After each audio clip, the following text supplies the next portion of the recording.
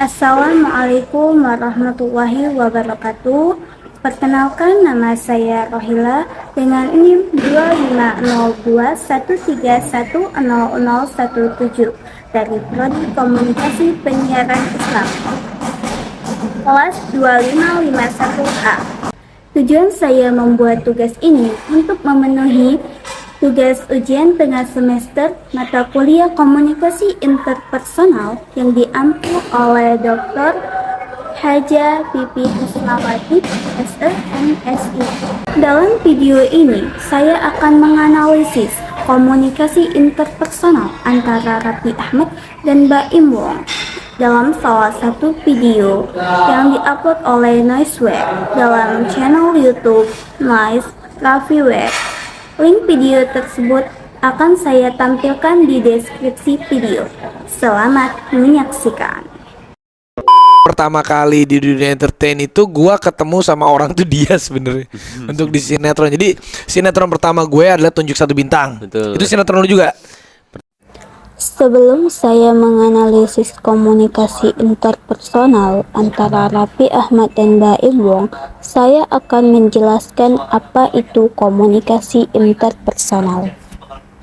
Komunikasi interpersonal adalah interaksi tatap muka antara dua orang yang memungkinkan setiap peserta menangkap reaksi orang lain secara langsung, baik verbal maupun nonverbal, dan memiliki sifat yang unik.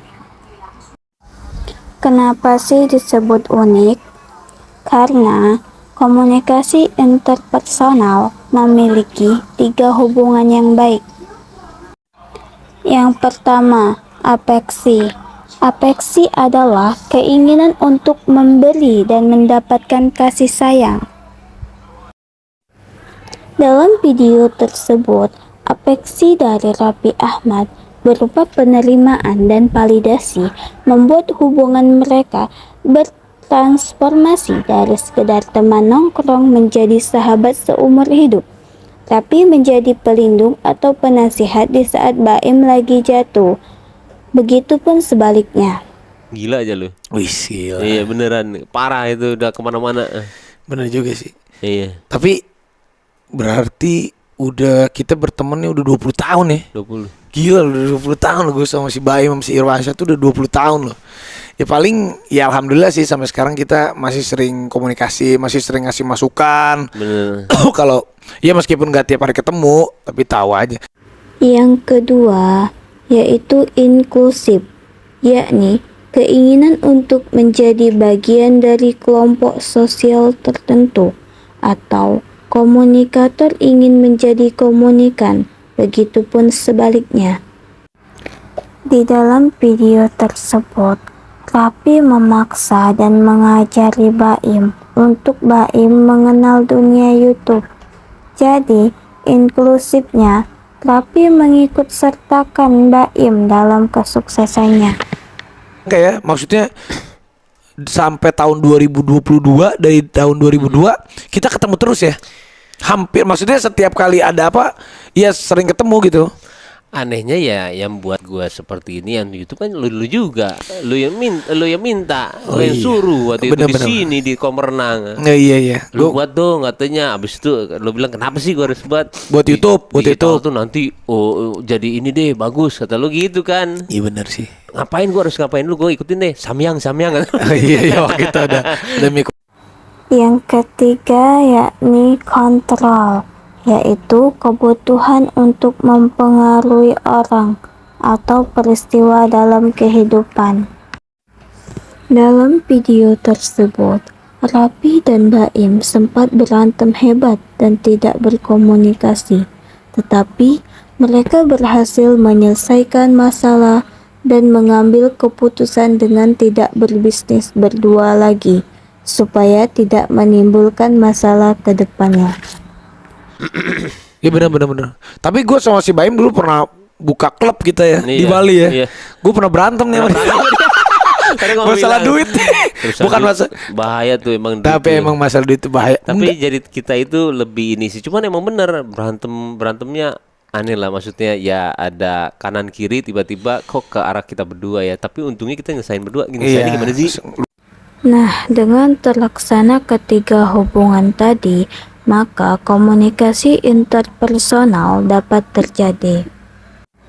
Dalam komunikasi interpersonal, terdapat 5 komponen untuk mencapai komunikasi interpersonal yang baik. Yang pertama, memahami keterampilan komunikasi dengan baik. Mereka saling mendengarkan. Di sini, Rapi dengan serius mendengarkan Baim dan memberikan anggukan sebagai validasi. Yang kedua, digunakan pada waktu yang tepat. Saat membahas konflik, di sini Rapi baru berani membicarakan konflik sensitif masa lalu mereka, masalah uang bisnis di Bali, setelah melewati penuh tawa dan nostalgia masa lalu. Foni Cornelia. Tahu nggak Foni Cornelia yang nyanyi Ada Cinta Yang Kurasakan, yang grup bening itu. Pas putus nangis aku. Jadi itulah Baim Wong. Jadi pertama kali gue dibayar honornya 500.000 di situ ya. Gue 7,5. Iya benar. Tapi gue sama si Baim dulu pernah buka klub kita ya di Iya, Bali ya. iya. Gue pernah berantem nih sama dia. Masalah duit. Bukan masalah. Bahaya tuh emang. Tapi emang masalah duit itu bahaya. Tapi jadi kita itu lebih ini sih. Cuman emang bener berantemnya aneh lah, maksudnya ya ada kanan kiri tiba-tiba kok ke arah kita berdua ya. Tapi untungnya kita nyelesain berdua gini. Saya ini gimana sih? Yang ketiga, menggunakan 2 perspektif. Rapi menggunakan 2 perspektif. Dia tidak memandang masalah Baim dari sudut pandang orang luar yang merasa paling suci atau sok menasehati. Rapi menempatkan dirinya di posisi Baim sehingga nasihatnya terdengar seperti rangkulan seorang sahabat. Tapi kayaknya kalau saran gue ini titik balik lu deh. Lu bener-bener harus ya lebih berhati-hati ya. Namanya juga manusia, semua bisa salah. Bisa aja terjadi sama gue. Gue juga mungkin ngasih nasihat sebagai teman, belum tentu gue lebih baik dari lu ya. Tapi apapun itu ya ini jadi titik balik kita. Harus kita lebih. Lu ada rencana apa nih ke depannya nih? Yang pasti sih kalau dari gue ya lu nggak boleh kendor. Jadikan ini batu loncatan, dan juga maksudnya batu loncatan untuk introspeksi lu. Tetapi lu tetap berkarya yang tunjukin bahwa ya ini gue bisa jadi Baim yang baru nih, yang ya oke gue salah, gue minta maaf, gue akan sungguh-sungguh berubah. Kalau gue sih jadi lu, gue akan gitu. Kalau lu gimana? Yang keempat, mengatur dampak dari komunikasi. Mereka berdua sangat pintar dalam mengatur dampak komunikasi. Ketika topik pembicaraan mulai masuk ke area sensitif, mereka tahu batasannya dan langsung mengarahkan dampaknya ke hal positif, yaitu berkomitmen untuk menjaga persahabatan di atas materi. Yang kelima, harus memiliki etika dalam berkomunikasi. Di sini terlihat adanya etika komunikasi. Rapi tetap menghargai privasi dan batasan etika yang diminta oleh Baim. Mereka tetap jujur dan terbuka, maka terbentuknya self-disclosure. Namun, tetap menjaga etika moral dan rasa hormat satu sama lain. Dalam jendela jauh hari, komunikasi antara Rapi dan Baim telah mencapai posisi aman. Karena Rapi memandang Baim secara positif dan begitu pula sebaliknya. Dengan begitu, konsep diri pun dapat terbentuk sehingga self-disclosure tercipta. Salah satu contoh bahwa self-disclosure mereka terbuka bisa kita lihat di menit 8:22 saat Baim dengan jujur mengakui ketakutannya dihujat netizen dan merasakan karirnya hancur. Lagi kali ya, semua orang kok jadi kesel sama gua ya. Mulai itu berpikir, lu gimana ya? Apa orang-orang sebenci itu sama gua ya? Sempat ngetes gitu keluar ya, aku ngetes keluar, orang benci sama gua nggak ya? Lu sampai ngetes?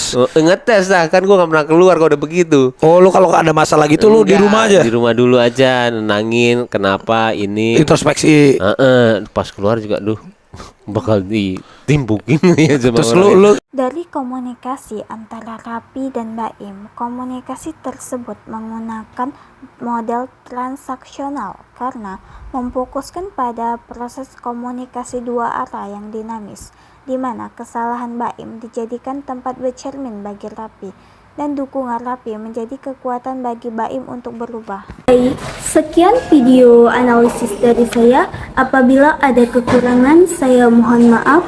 Kepada Allah saya mohon ampun. Saya akhiri, billahi taufiq wal hidayah, wa ridho wal inayah, summa salam. Assalamualaikum warahmatullahi wabarakatuh.